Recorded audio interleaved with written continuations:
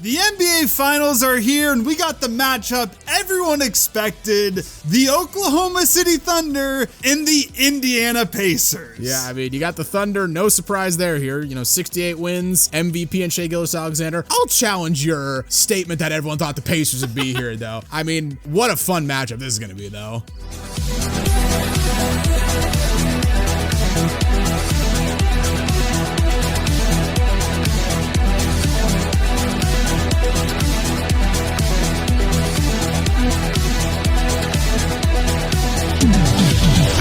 Before we start talking about this year's NBA Finals, please give the video a like, subscribe to the channel, and hit the notification bell so you never miss out on any new videos.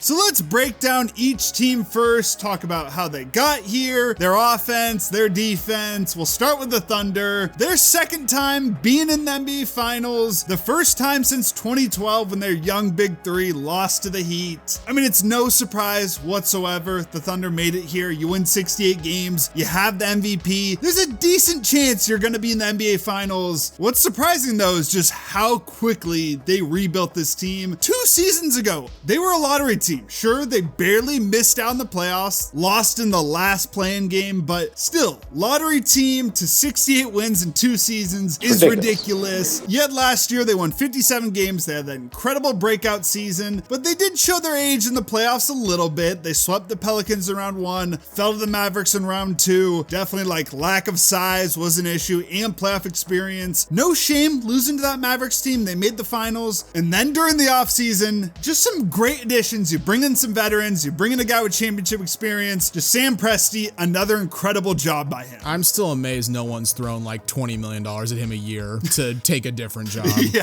Why doesn't the next guy who owned the Blazers do it? Phil Knight, maybe. Maybe. But I mean, yeah, you trade Giddey for Alex Caruso. Honestly, a trade that's kind of going down as a win-win for both sides. I'd say so. You bring in Hartenstein on that big deal that honestly is going to age super well because he's only on the books for next year, and then there's a team option after that. Gives you exactly what you needed inside, some size down low. Like I said, Caruso is one of the best defenders in the NBA, has that championship experience. Hartenstein gives you that size on the front line. You get some insurance in case Chet gets hurt, which, spoiler alert, he ended up getting hurt, and Hartenstein was huge for them. So just 2 absolutely perfect additions to an already excellent team. And then this season, the Thunder, led by that suffocating defense. We'll talk a bit more about that later. 68 games they won in a stacked Western Conference. You had Shai winning MVP, incredible season on both ends of the court. J-Dub, another big leap in year 3, makes his first All-Star team, makes all defensive second team, makes all NBA third team. Chet, he only played 32 games, but he was really good when he played. In the playoffs, he's playing some of the best basketball of his career, maybe his best. You have Lou Dort, all defensive first team, and then the supporting cast of Caruso, Hartenstein, Cason Wallace, Isaiah Joe, Aaron Wiggins, Kendrick Williams. Perimeter defender, perimeter defender, just it doesn't stop. It's not fair. They're really deep. Everyone can basically shoot. You completely run away with the first seed, not even a competition. You sweep the Grizzlies in round 1. Notably, you win game 1 by 51 to start this playoff run. You beat the Nuggets in round 2 in a series that, to credit Denver, they gave the Thunder all they could handle. Yeah, they did. I mean, they dropped game 1 thanks to that Aaron Gordon 3-pointer. Thunder win game 2 big though, but lose game 3 in Denver. That was the game that Shai is, smiling as he left the court. And I think that was a moment that everyone looked at. It's like, okay, this is either going to be like, a moment in like the rise of like an all-time great superstar, or just a moment everyone's going to laugh at. Yeah, looking dude back. risked everything. Yeah, exactly. Like, it's the Stephon Diggs out on the field after the Chiefs win, except it aged well. Right. Didn't age poorly. OKC ties it up in game 4, and then they win game 5 after Lou Dort, of all players, kind of bails them out on offense, getting hot, hitting a couple threes in a row. Shai ends up taking over down the stretch. Denver wins game 6, but they get just thumped like a Cherokee drum in game 7. And that's really the only tough series the Thunder have had, because they followed it up by pretty easily dismantling the Timberwolves in the Western Conference Finals. Game 4 and 5 especially, we saw just the suffocating defense on display. And that's where we're going to start with the Thunder. I mean, I know people might push back on this because like, oh, the actual like numbers aren't as great and whatnot, and scoring's higher, so it's kind of hard to compare. This is one of the best defensive units of like the last 25 years in the NBA. Like, I think the 04 Pistons are the gold standard, and these guys aren't far off. Yeah, especially the guys they have on the perimeter. You have the best defensive rating in the regular season, best defensive rating in the playoffs, and then, like I said, the perimeter. Lou Dort, arguably the best perimeter defender in the NBA. The torture chamber.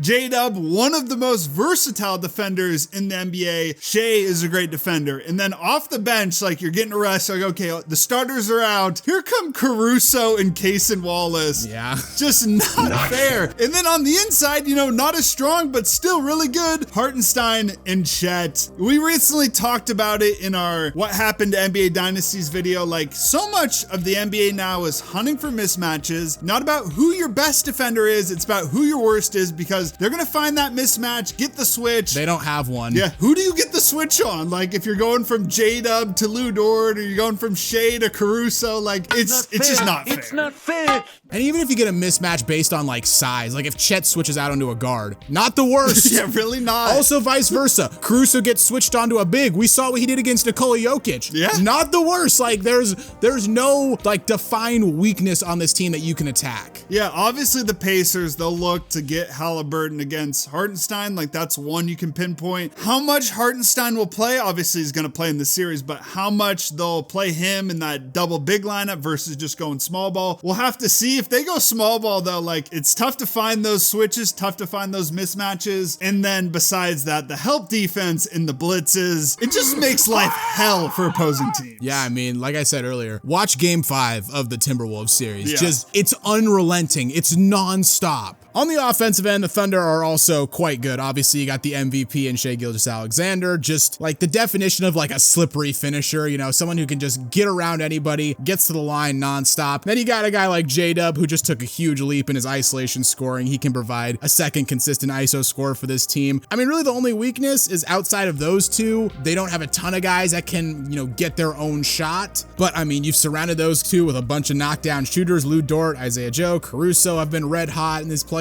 Chet can shoot. Cason Wallace is a decent shooter. You just got so many guys you can kick the ball out to if the defense collapses. Now over to the Pacers. I mean, everyone outside of the state of Indiana, absolutely shocked to see them in the finals. Everyone inside of the state of Indiana, everyone in the world is shocked at this matchup. Even like, you know, 12-year-old delusional Pacer fan Timmy, who's got Tyrese Halliburton posters all over his wall, he's shocked at this. Yeah. I mean, just like the Thunder 2 years ago, lottery team, you win 37 games, but just quietly in the Eastern Conference, no one looking about them. They've made some great moves. Gives hope to like us Blazer fans. It really does. We won 36 games this year. Maybe 2 years from now we could be in the NBA Finals. There we go. We'll talk about the big one here first. Sacramento Kings fans, just skip ahead like 1 minute. If you even clicked on the video, you're probably too traumatized to even watch this finals. Or go like cry in a corner, maybe. Right before the 2022 NBA trade deadline, the Pacers sent out Domantas Sabonis, Justin Holiday, Jeremy Lamb, and a 2023 second-round pick. In return, they received Tyrese Halliburton, Buddy Hield, and Tristan Thompson. An absolute fleece in hindsight. It is funny at the time, and you kind of had to feel like it at the time. It felt like a win-win trade. This was like considered a win-win until like, I would say like 5 months ago. Yeah, the dangerous part was, you're letting Halliburton go, who clearly had potential, but from the Kings' perspective, you have Fox, you already have your point guard, you need like a big to pair with him. But yeah, this has aged horribly for them, and for the Pacers, it's an absolute fleece. On top of that, during the following offseason, you send out Malcolm Brogdon, you get back a group of young players that included Aaron Nesmith. I don't know if they viewed him as this potential, great 3-and-D player in the future, but that's what he turned out to be. Also draft Andrew Nembhard in the draft that offseason with the 31st pick. And I gotta say, is he the biggest role player playoff riser ever? I mean, outside of like Robert Horry, but even Horry wasn't like a consistent 15 points per game in the playoffs after averaging like 10 points per game in the regular season. Horry came through in like select moments. He had, clutch moments. Nembhard has just turned into like an excellent, he's a good player in the regular season, and he's just an excellent player now in the playoffs. playoffs. Yeah. They also get Obi Toppin the following offseason for like a future second-round pick and then a future second-round swap from the Knicks. So basically give up nothing for another consistent role player. You then swing another great trade to get Pascal Siakam from the Raptors. You give up Bruce Brown, Kira Lewis Jr., Jordan Nwora, and 3 first-round picks. So, Kevin Pritchard, the guy who swung the draft day trade for LaMarcus and Brandon Roy for the Blazers, he just, still kicking all these years later. Yeah. Pritch slap is back in action.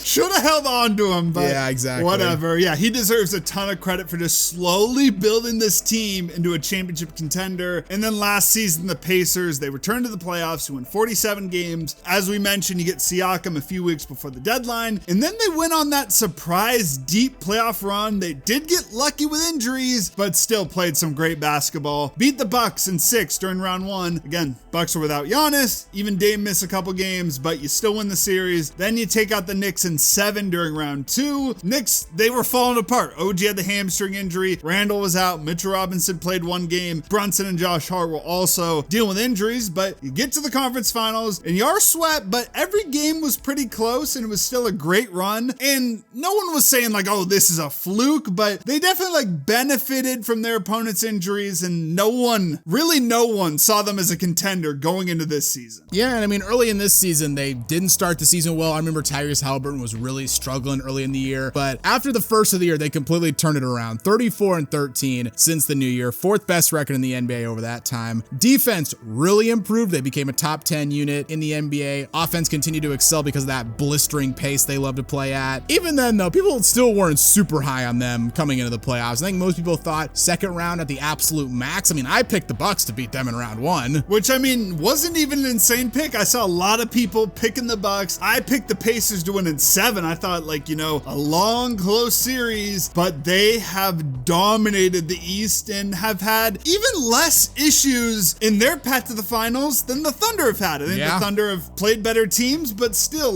you can't knock what the Pacers have done. You beat the Bucks in 5 during the first round. That insane comeback in Game 5 capped things off. You shocked the Cavs, beating them in 5 in round 2. Another ridiculous comeback in Game 2 of that series. And finally, you beat the Knicks in 6 in the conference finals. And once again, you had maybe the greatest playoff comeback in NBA history in Game 1 of that series. So at this point, they're still heavy underdogs going into the series, but you can't doubt them at all.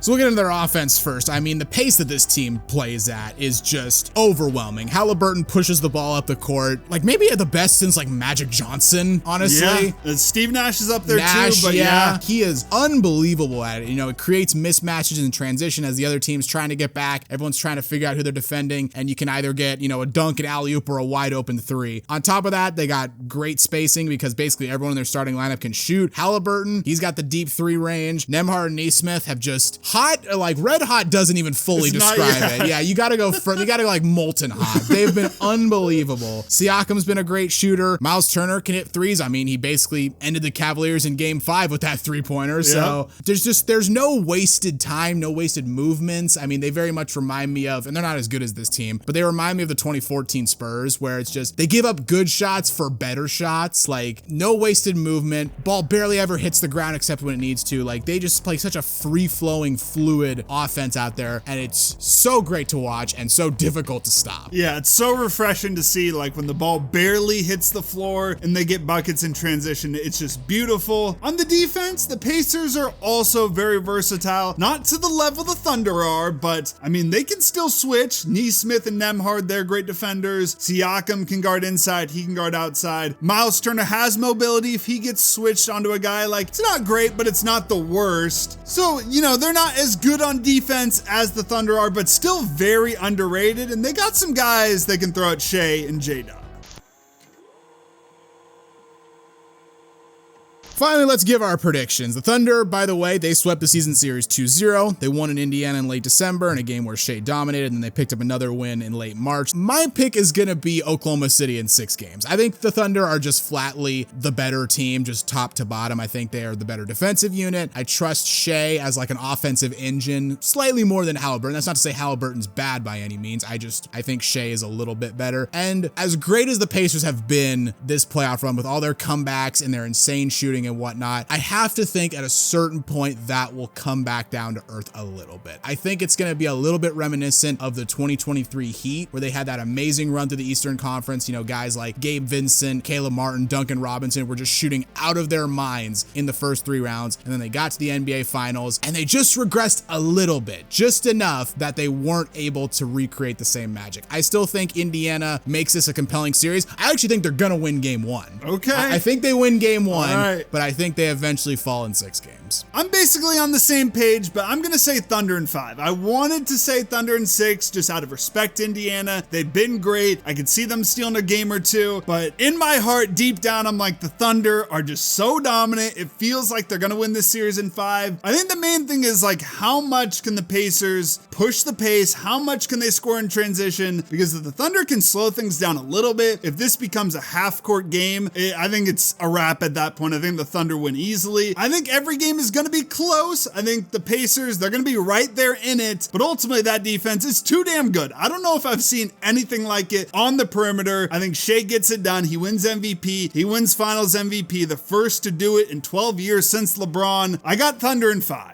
I will say though, before we finish up this video, if you're one of those dorks on Twitter who's complaining about like how you're not excited for this finals or it's the finals that nobody wanted, I think I might need to bring up that old KD tweet where it's like NBA fans just hate everything about the NBA. I mean, it's true. It is like, this is one of the best teams in recent memory. 68 wins in the regular season, one of the best defenses we've ever seen, going up against the hottest team on an NBA playoff run since what, like Dirk's Mavs in 2011? I guess, yeah, honestly. Maybe even hotter. If you're not excited for this matchup from a pure hoops perspective, I don't think you like hoops. Yeah, and this is the first time in years where it feels like 2 young teams that are coming up and they're gonna be there for years. Like even last year, like the Celtics had been around, we'd been used to them. Like the Mavericks, Luke had been there for some time. These feel just like fresh, new matchups. This feels like potentially it could be a rematch at some point. Maybe not next year, but like 2-3 years down the line. Yeah, super exciting. I really hope this series goes 6 or 7. It has the potential to be an all-time finals. So if you're one of those people like Lake Show Yo,